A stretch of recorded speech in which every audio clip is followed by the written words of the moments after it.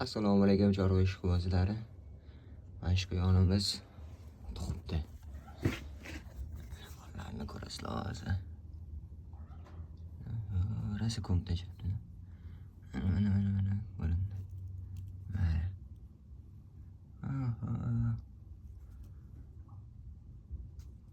Bir parcha go'sht.